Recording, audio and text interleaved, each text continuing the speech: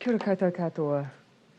Today I will set out our plan for the next steps in our COVID-19 response, including how the country will step into the new traffic light system ahead of Christmas, how Auckland's boundary will change, and what's coming up next for the other core components in our management of COVID-19, such as community-based care and our testing and tracing regime.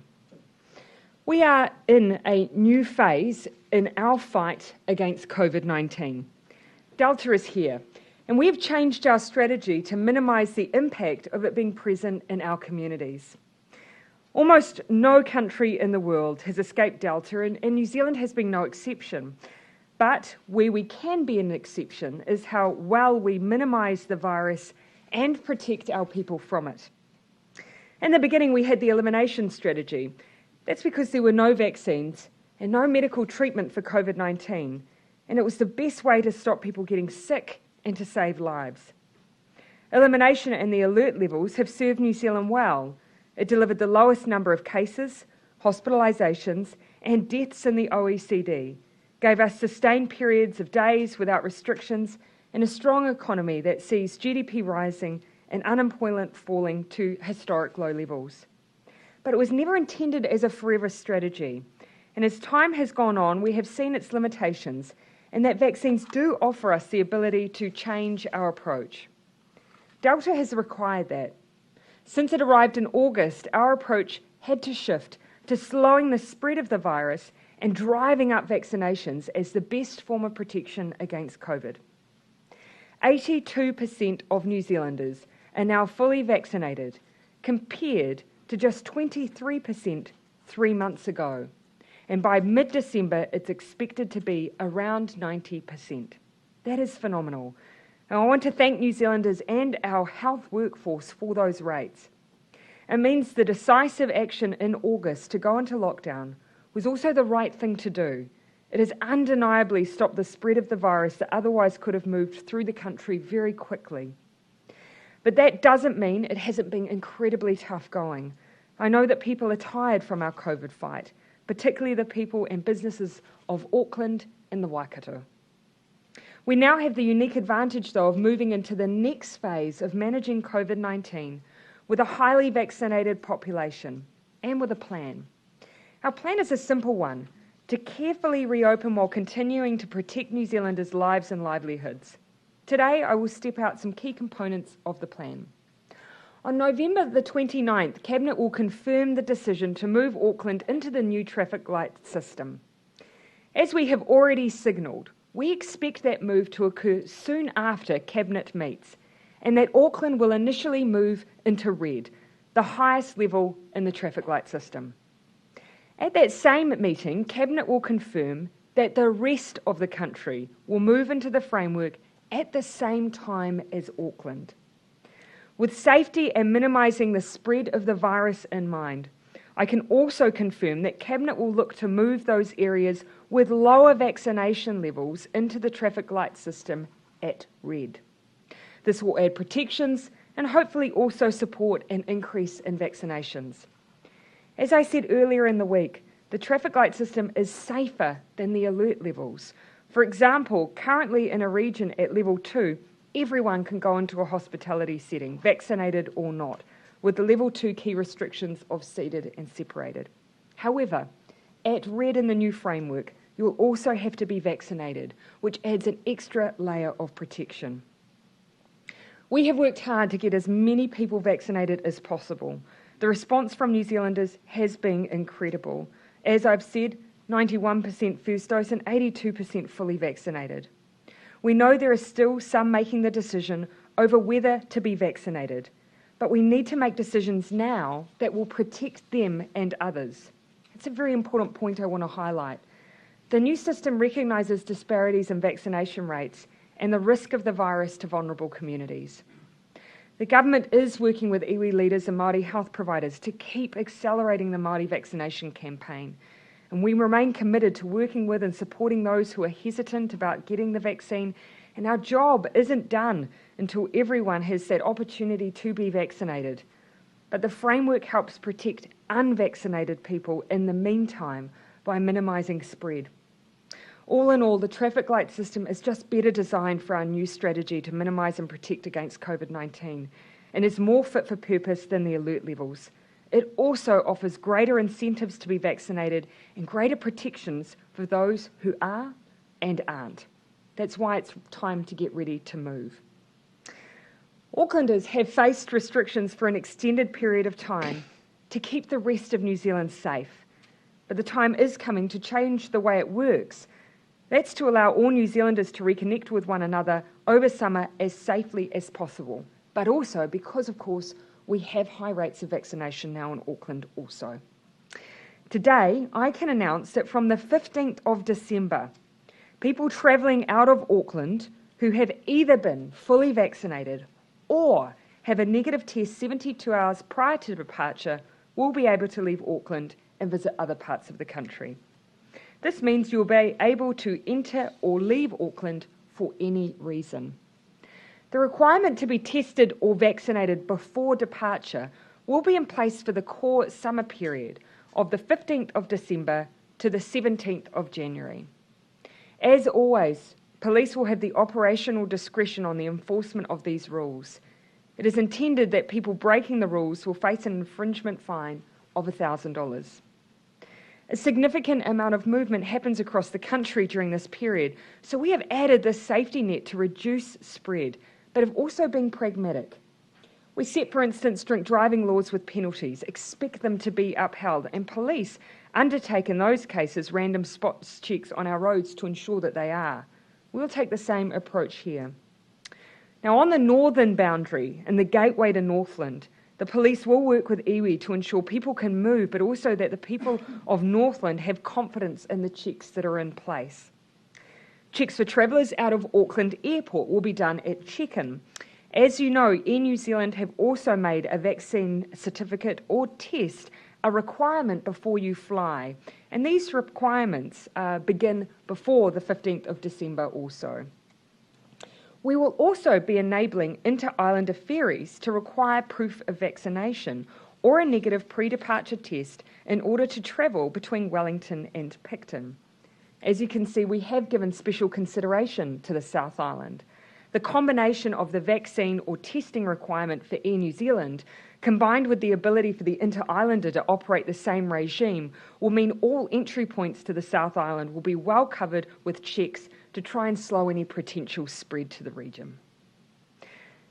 This overall represents a significant shift for New Zealanders, but we have a plan and you can build your own plan too. Get your vaccine and your vaccine pass ready and continue to follow public health guidance. Cabinet is making a number of decisions in the coming weeks that are about preparing for the shift to the traffic light framework.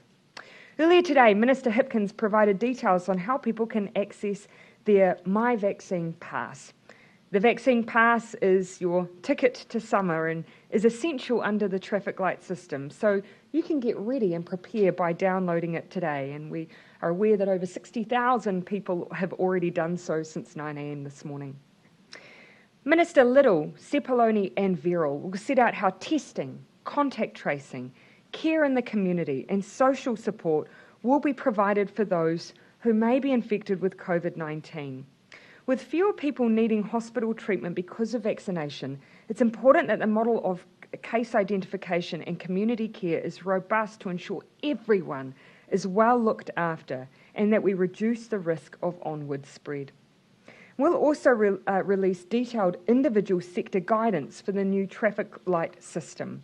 This has been worked through in detail over the course of many weeks in consultation with different sectors in preparation for the move to the new system. In closing, I thank New Zealanders for their ongoing efforts to rise to the challenges of this pandemic. We adopted some of the most stringent tools to eliminate the outbreak of the virus, and we succeeded. Our alert level system helped us to avoid the worst of COVID-19, allowing us the ability to vaccinate our people before Delta reached many. We now have an updated plan to protect ourselves over the next stage of the pandemic, starting with high vaccination rates, My Vaccine Pass, and our new framework. It has been a year, 2 years of constant change caused by COVID-19, but we've had a plan and it's carried us through. And while this may be one of our toughest periods to date, we are well set up with our new plan to carry us through to the next stage. While I know there will be some who will think our moves too fast, others too slow, I have no doubt that this is the best plan to keep us safe and allow us to connect once again with friends and loved ones, and to ultimately transition us safely to a new way of managing COVID-19. We're now happy to take your questions. Prime Minister. And I'll ask Dr. Bloomfield to join us just in case there are other questions that relate to health advice. I'll come to Jessica, then Jenna, and then I'll come to you, Barry. Prime Minister, it's still a month before people will be able to move around, Correct. Particularly Aucklanders. Why do you feel like you're able to predict that far out in advance, and why would it not be sooner? Well, look, two reasons. Our view is that we do need the entire country to be in the COVID protection framework, our new system for protecting New Zealand in this next phase of COVID-19. This gives us the time to implement that new system and for New Zealanders to become familiar with it. Also, we're already at 91% first doses for New Zealand. This will give additional time for people to continue to be vaccinated. The traffic light system, it gives more protection than the level system. Why has it taken us until the end of November to switch over to that? As you will have heard me say, we have had a phenomenal increase in vaccination numbers over a short period of time in New Zealand, and that is what was required to make sure that our next stage of taking on COVID-19, that we were best prepared for it. This framework does offer us greater protections than the old system, but that's because of vaccines and our ability to use vaccine passes. When you move those lower vaccinated regions to red, what is the threshold for them moving out into orange? Do they have to hit 90? And look, that will be a key consideration. Vaccination levels will really in the future be part of our consideration for when you see different regions move into different levels of the system. So that for that first initial decision that we'll be making on the 29th of November, one of the most important factors will be vaccination levels. So please go out and get vaccinated. It will determine whether or not where you live goes into the system at red or orange, and it determines the amount you'll be able to do. The other point I want to make is for those who may say that they have concerns about areas where we have lower uptake of vaccines, that red level does provide extra protections, both for the unvaccinated and the vaccinated, and that's why it's so important we prepare to move. And January the 17th, from then on, is that new normal? Everyone can go everywhere and it's likely we'll all be in orange and back to living life? So by the end of that summer period where most people have taken a summer break, our vaccination levels will be even higher again. We will have used testing and vaccine certificates to really slow down any potential spread of COVID. But we do also need to move into a phase where we don't have hard borders in New Zealand anymore. They were always temporary. By actually pushing that out into January allows us to keep driving up those vaccination levels, get the new system in place, and be the best prepared that we can be. On those hard borders, does that include the international border if people can move freely within New Zealand? We'll have separate announcements to make in that regard in due course. And the checks that are happening at Auckland Airport, why are they only happening at Auckland Airport if people can move all around the North Island? So obviously here, this is specific to what's happening with the movement of Aucklanders. Air New Zealand has this requirement for their use of domestic travel generally. So this is me just speaking to what an Aucklander will experience, but as you know, Air New Zealand have put in a vaccination certificate or testing requirement for travel across their network. If I can add, Prime Minister, we've worked with Air New Zealand to make sure that our vaccination certificate digital regime can interface with their booking and checking in systems to try and make that as seamless as possible for people. Yeah, Barry. Prime Minister, it's almost a month now before people can come and go freely from Auckland, with restrictions. To follow up Jess's question, why not sooner than that, so that people, particularly people that have to take their holidays a bit earlier, why shouldn't they be able to move? The first thing I'd say is that Aucklanders, of course, will experience a change and a lowering in restrictions, before we get to the 15th of December. So things will materially change for Aucklanders before that point. The reason, though, that we're not altering our boundary requirements then and allowing that freer movement of travel is because, of course, it impacts on the rest of the country as well. So by the time we get to the point where we will see Aucklanders moving, yes, albeit with either vaccine or proof of test, is because that allows us to get those vaccine rates across the country even higher again, which is an extra layer of protection as well. Why shouldn't the same rules apply to people that have been trying to get back from Australia, for example, in the ballot system? Will that change, and will they be able to now look at these rules and say, look, they could apply to us? I'll let Minister Hipkins speak to that. You'll already see, of course, that we have materially changed the managed isolation requirements, halving the time that individuals are now in managed isolation. And that is step one of what will be an ongoing change in requirements at our international border. I'll perhaps let Minister can speak to that. To be very clear, we haven't made decisions about further changes at the international border at this point, and we'll work through that. But one of the things that we have to consider is cumulative risk. So even if we are dealing with 100 to 200 cases in the community in New Zealand today, the changes that we make at the border could significantly increase the number of people travelling across the border, and even if the positivity ratio stays about the same, so even if we're getting even 10 cases per 1,000, if we're having 5,000 or 6,000 people per day coming into the country, that's another 50 or 60 cases potentially coming into the country. And so we have to make sure that we're ready for that, because cases coming across the international border aren't in our contact tracing system, whereas the local community cases already are in our contact tracing system. So we have to deal with cumulative risk, and we can't just simply throw the floodgates open. We want to do this in a managed way that means that we can continue to control COVID in the community.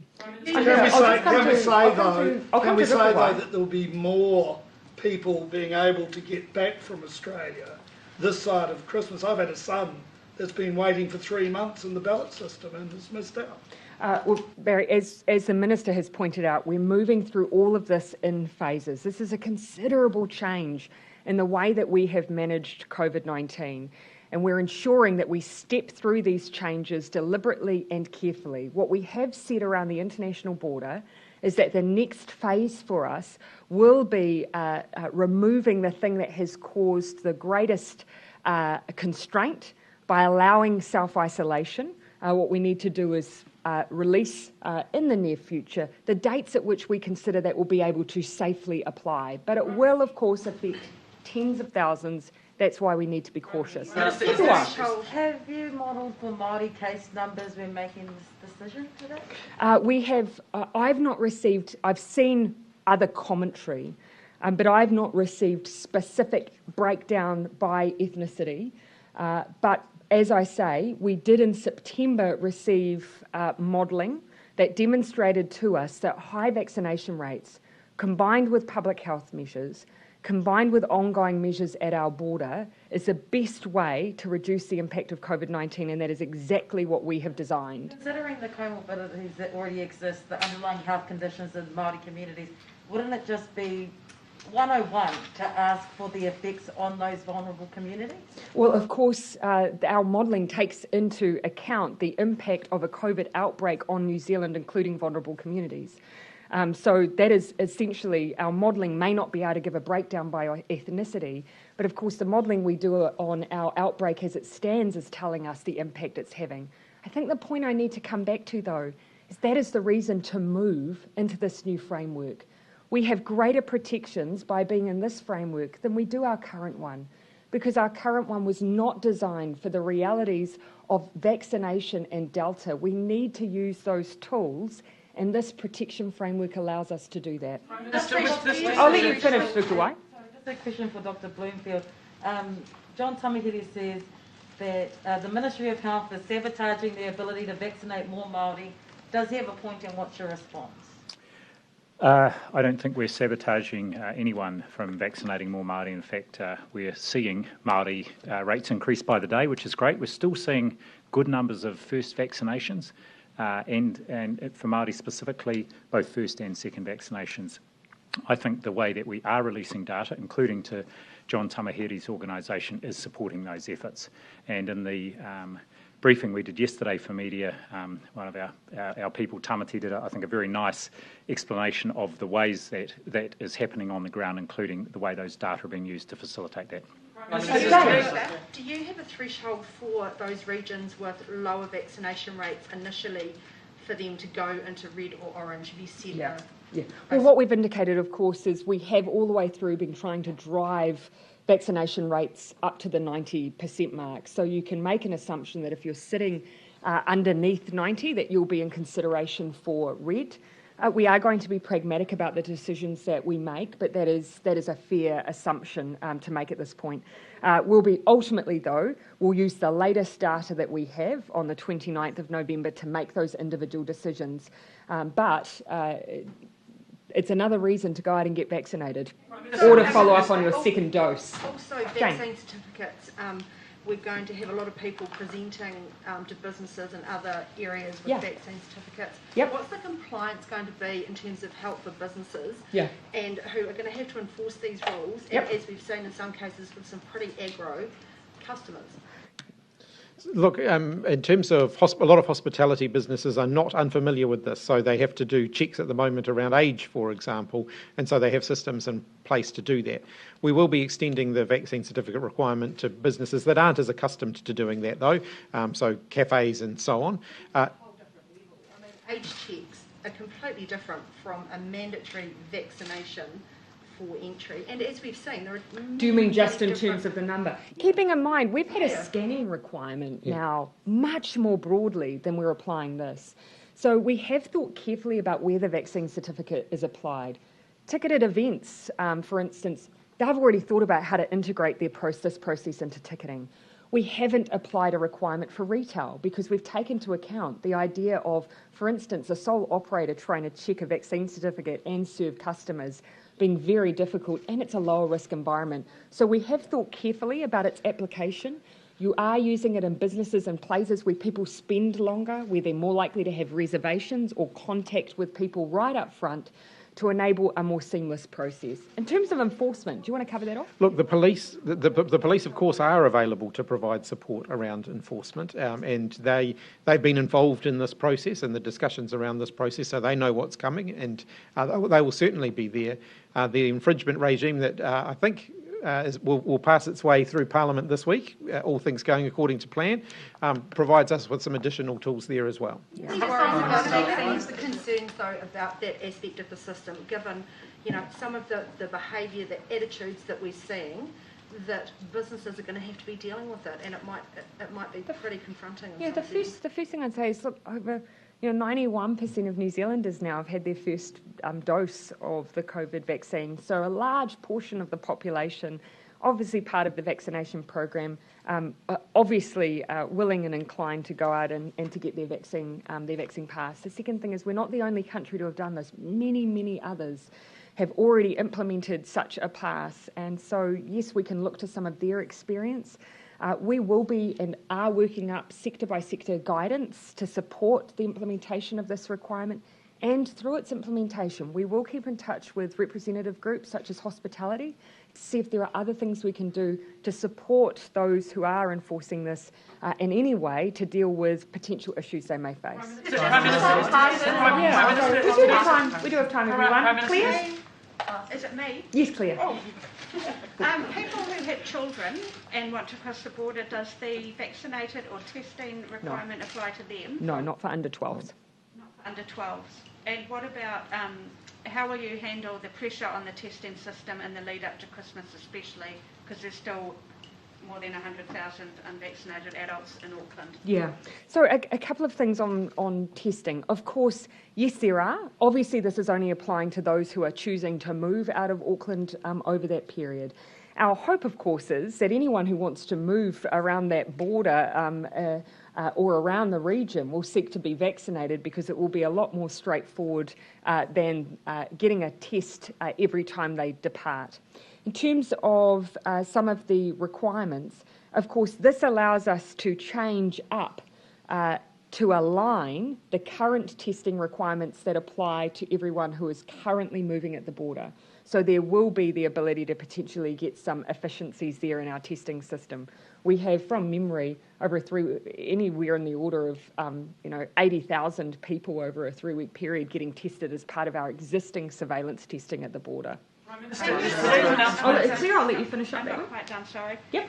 For people who want to go into Auckland for a visit and then leave again, yep, they're allowed in, but they still have to have the test or vaccination pass to get out again? Correct. Yep.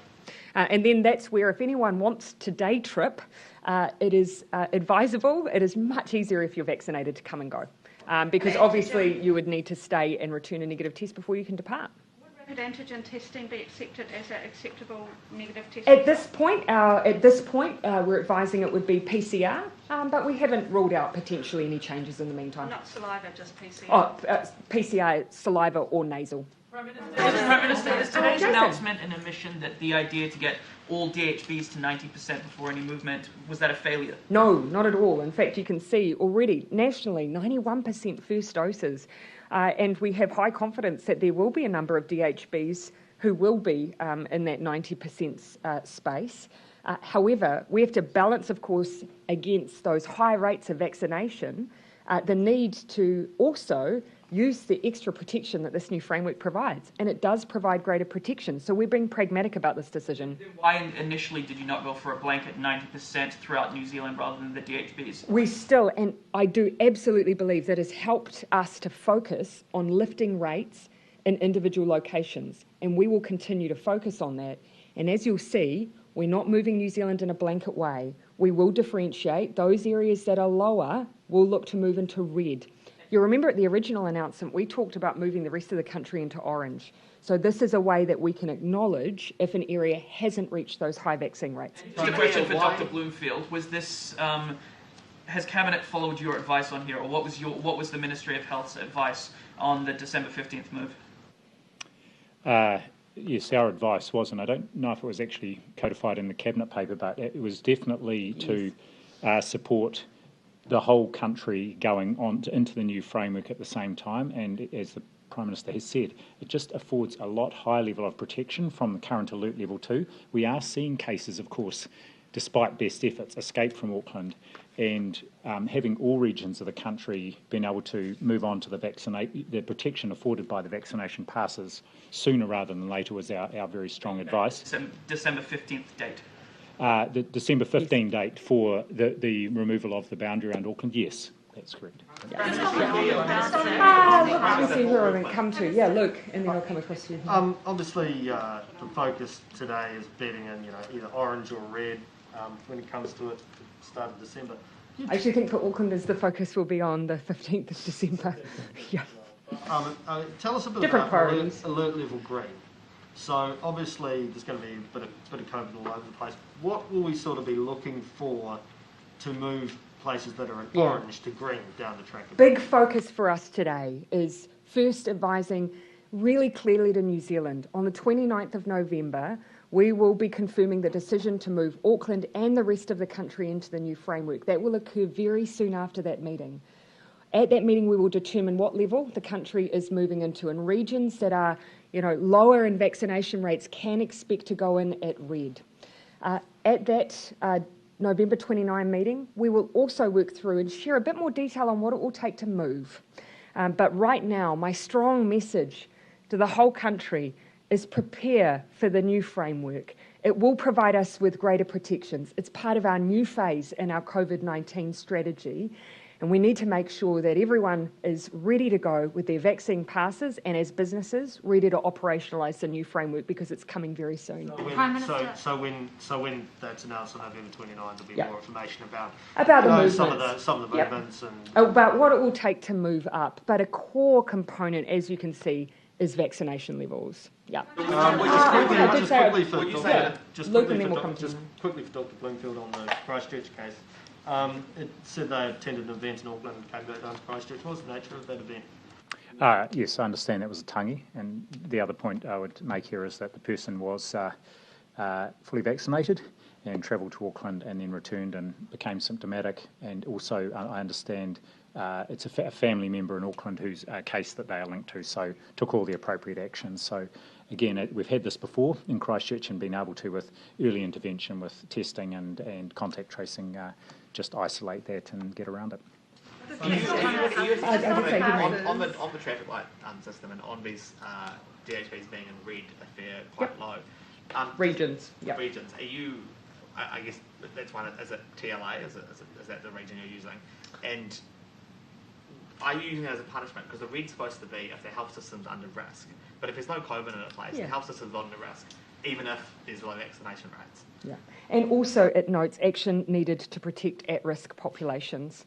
And of course, one of the precursors that we set for moving in was high vaccination levels, so it will be a determining factor for where you enter into the system. Now, that is not to say that you won't be able to move up or move up relatively quickly, but as we step in, you will see us be cautious and conservative in our stepping in. And that's, you'll remember we did the exact same thing for the alert level system. When we moved into it, we moved in and then very quickly moved up to the highest level.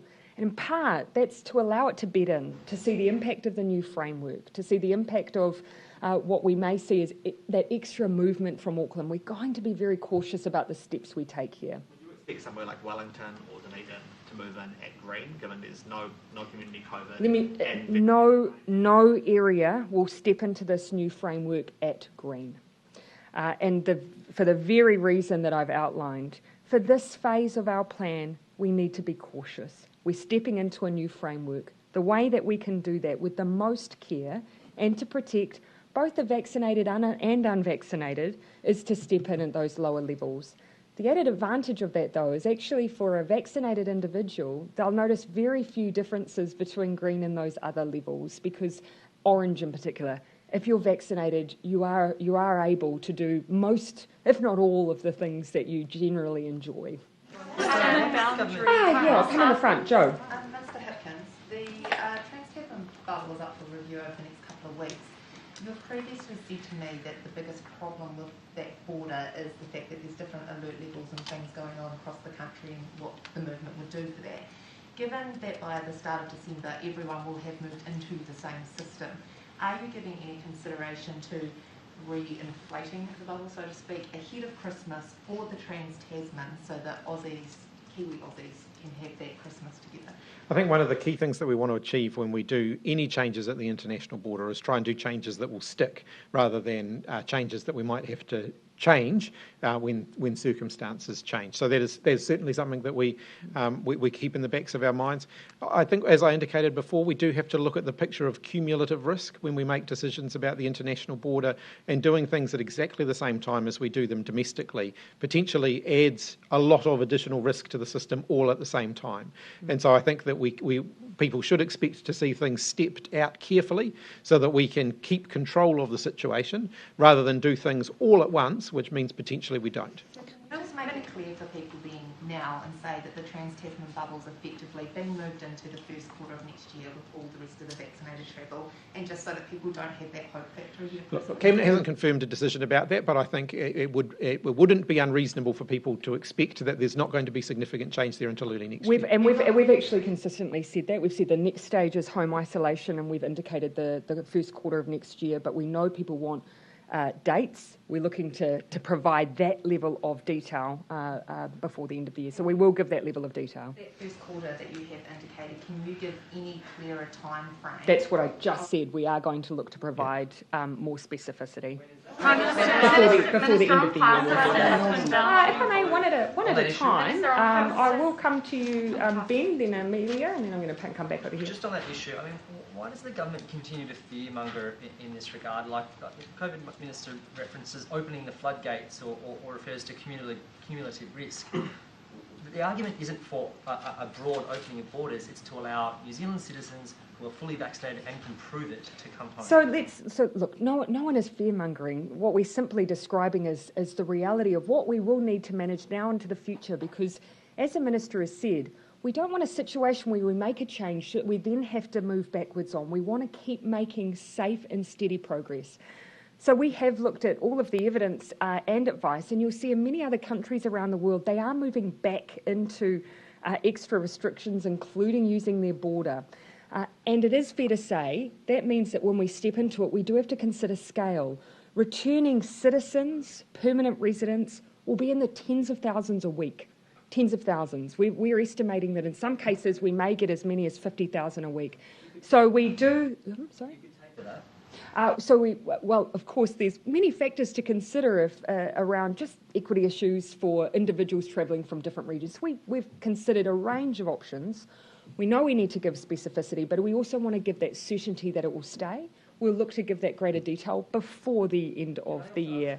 I'll give you a last one there, Ben, and then I'll come back to a few. I will just let Ben ask that last question, then we'll come to Amelia, and then we'll finish up over in this corner. MBS said they wanted some time to assess how the new system to the 7-day quarantine system would be until they reveal how many more places are. Do you have any initial indication how many places might be released before Christmas? Because it is a smaller number of people that are seeking the ballots each time. I do just want to make clear there's a couple of things that inform that. I don't have an estimate of the number at this point, but there are a couple of things that determine that. First of all, to be very, very clear, by halving the stay time, you don't double the number of rooms that are available, because you've got the buffer time at the end of the stay where the rooms have to be cleaned and turned around, and you effectively double the amount of time that rooms sit empty because of that turnaround time between bookings and so on. And there's the inefficiencies that get built in by having shorter stays as well. And then, of course, we've converted some of our facilities into community MIQ facilities as well. So we're working our way through that process. There will be further voucher releases, though. Amelia. Thank you. Minister, could you please clarify just on the VAX passes, when will the verification app for businesses be available to download, and will it be free? And then also, when will boosters appear in the app, and sort of can you go through the detail of that? So the verifying app is in development at the moment. It's just about done. I think they're going through their final trials of that, so it will be within the next couple of weeks. That will be available. You don't have to use it though. Yeah, and so the system itself will work without the verifier app, but it's an additional tool, and that will be available. And the second part of your question, which was about booster shots, we haven't made decisions on requirements around booster shots at this point, although I do envisage in the future they will be built into the system. Each certificate is for 6 months, so when people come to renew their certificate, at that point it will be very clear how we've built boosters into those requirements. About the younger or the older New Zealanders who don't have an email address and don't have a smartphone, have you given them any Lots consideration of consideration. A lot of consideration. So there is an 0800 number live today, which means that they can phone up, they can be either talked through the process, or they can request a certificate to be sent to them. I know that for a number of older New Zealanders, that's actually going to be their preference, is to get that hard copy sent to them. And we're also looking at walk-up options as well. I haven't got details on that today, but the ability for people to go to places in order to get their certificates printed. 12-year-olds can't call 0800 numbers though, and it's not really safe for them to be walking up. Their family members can though, and we have, of course, within your app passbook, you've got the ability to have within your passbook your family members' COVID passes as well. Okay, so I'll come back over in this corner. Mark. Is part of the reason that the Auckland boundary, there won't be a hard boundary around Auckland from mid-January, because you expect COVID to be not just in Auckland but everywhere else in New Zealand as well? Look, we've always said that part of the COVID protection framework is that we won't be utilising hard borders in the way that we have had previously. And so this is an acknowledgement that actually Auckland has done incredibly well for what will be going on 4 months to maintain that border and to reduce and slow the spread of COVID. But it was never intended to be a part of the long-term management of COVID-19. Expectation or any modelling that indicates case numbers, hospitalizations that you expect to see, over the summer and into next year as a result of the whole country moving to the trackways? I'll perhaps pass to Dr. Bloomfield. These things are very, as you can imagine, very difficult to model and predict. But I'll hand over to Dr. Bloomfield. 2 things here. One is I know that DPMC got some modelling just in the last day or two, which I haven't actually even seen yet, to look at, and that's looking on patterns of travel of people in and out of Auckland, and where people are most likely to go to, because that will be a significant determinant of where there might be cases. But the second thing, of course, is that the modelling changes almost on a day-by-day, certainly weekly basis, depending on the number of cases and where they are in the country. So it's updated very frequently. Yeah, but ultimately the decisions that we've made have been all with a view to prevent and slow. So the extra requirement of vaccine certificates, testing, all extra layers of protection in that regard. Now we have just over 5,000 contacts or close contacts that we've identified. Yep. About a third of those haven't received a call from tracers. Nearly half have yet to get a test or return a test result. If you'll forgive me if I can't speak to some of the details of the metrics. I usually have a report on those with me, but I'll ask Dr. Bloomfield. Yeah, just two comments there. The first is because of the larger number of cases each day, most of those ones that haven't yet been contacted are ones that have just recently come into the system. And secondly, likewise with the test results, it's waiting for the, you'll be aware that the categories have changed recently, so the days on which people have tested has changed, and for some of those people it will be just awaiting that first day 5 test. I'm confident that contact tracing will be able to hold up under a higher caseload in the future. Yes, it will be, and so two aspects there. Second is the caseload, our ability to follow up a larger number of cases in the first place and identify contacts, that we're increasing our capacity there on a week-by-week basis, and I'm also confident in our contact tracing capacity, acknowledging again that the way we're using it has shifted to be very much focused on those very close contacts. On the northern boundary, how will that look different to the southern boundary around Auckland? What should people expect? Will the police checks there be tighter? And what has? So we're leaving the enforcement and decisions around enforcement and how to safely do that up to the New Zealand Police. Obviously, they have operational discretion. But what we do know is that the police will speak and work with the local community in Northland to ensure that we get that balance between people being able to safely move, but also acknowledging that in that region where we do have lower vaccination rates, we will want to ensure as much as possible that we have good compliance. So is it possible that, should people expect more frequent checks from the police at the boundary there? They can expect that we are particularly mindful of low vaccines there, and that is lower vaccines currently in that region. But we are going to leave it up to the police to work with the local community on their enforcement practices there. We do have obviously another 4 weeks for them to work that through. You say that the country will move to the traffic light system soon after. Yep, as will Auckland. On November 29th. Correct. What does soon after mean? Is that going to be like the typical 24 or 48-hour grace period that we've seen? Many New Zealanders are familiar with the way that we've moved in the past after decision making. Of course, we're wanting to give people sense of direction so they can plan for that, and we are doing that while still giving the ability of Cabinet to make those final decisions on the day. Yeah. Vaccines for 5 to 11-year-olds. Dr. Bloomfield, you just said in the Health Committee that it could be a matter of weeks for MedSafe to collect that data for ministers to sign off. Are you guys wanting those vaccines to be rolled out before the Auckland border opens? We don't decide. Mm-hmm. No, it won't be quite that quick. So the question I was asked was around information that it would be the middle of next year before MedSafe made a determination. My latest information is it will be a matter of weeks, likewise our technical advisory group, and then there's a process to go through of getting ministers' approval, and also then of course we have to make sure we've got the vaccine, and we are planning for both receiving the vaccine and then being able to roll it out, but it won't be starting before the Auckland border boundary finishes. Nor have we made any decisions with the assumption or on the basis that that would occur. So with the vaccine, Just go, and then I'm going to come here to Janae, John, and then I'm going to finish with Bernard. Prime Minister, with the vaccine pass, why is there that function to be able to share that with someone else? And are you worried that that will mean people will just borrow someone's vaccine pass? That's not quite correct. The framework allows people to do what they can do with documents that they put into their digital wallets. That doesn't mean that you can share your pass with somebody else, though, any more than you can share your paper copy pass with somebody else. Ultimately, that's deliberately designed to thwart the system, and that's one of the reasons why we will have a verifier app so that we can check. Well, first of all, you can check someone's photo identity against the pass that they're using to make sure it is their pass. The verifier app, the extra layer of protection that will add is to prevent people doctoring the passes so that they put someone else's name on someone else's pass.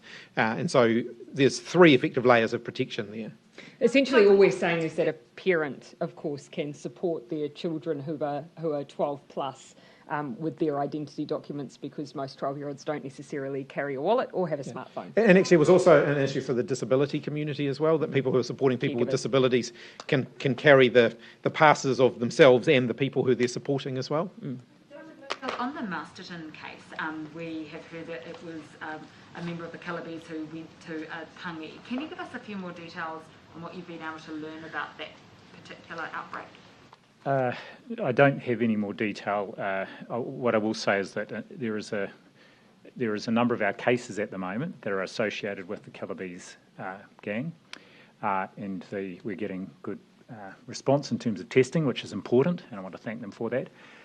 But it seems our case in Masterton is separate from the other cases that are outside of Auckland associated with that gang, and it was associated with, it seems to be linked to a tangi in Auckland, but that's all the information I have at the moment. Look, if I may, I am just going to stick to the speaking order that I had. I had Janae and then John, and I was going to try before the House to finish with you.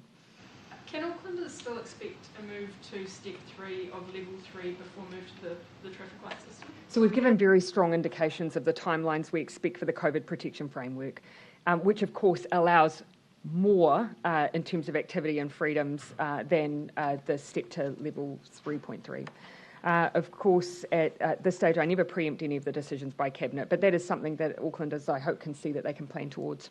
Just in terms of hospitality businesses, this is kind of who it really affects. Yeah. Are you suggesting they should wait until early December or after, November 29 to reopen it and plan to not open before then? Of course, what I'm indicating is that if they're looking for that certainty, that's why we're sending those very strong signals around the COVID protection framework, because obviously in between times we're making decisions at Cabinet, and of course the very nature of making those decisions before we reach those higher vaccination levels means it's more dependent on the outbreak. John? What, if any, impact do you think today's decision will have on disinformation on social media, and what steps is the government taking to raise concerns about misinformation with social media companies? So social media companies, you'll have seen, have in some cases taken their own steps, in many cases are taking their own steps. For us, it is a matter, I think, of just continually putting out as much information on as many channels as we can, making sure that we have a range of voices who are able to access that accurate information. But I have to say, this is one of many areas where it is a new frontier as we enter into a phase where people increasingly access their information via non-traditional sources, that we will all, I think, be battling now and into the future the issue of misinformation and disinformation. We are reaching out to others to share their views on what we can do, but it is an area where I think we're all working to try and build some expertise and better understanding of how to deal with this new-ish phenomenon. Minister, on the issue of mandates, what can you say to hospitality, retail, who are looking for legislative protection or government direction so that they can use these certificates and look to open after 29th? Well, there we've given absolute clarity for hospitality or those areas where vaccine certificates are part of the framework, and that they are expected to or will be using them. They can require staff to be vaccinated, and that's because for the very reason that actually if you have a requirement for patrons to use vaccine certificates, it's not unreasonable to expect that those then working in that environment do as well. And what about customers? Could I rock up to a place that has a vaccine mandate for staff and say, well, I don't need to provide my certificate to say I'm vaccinated for customers?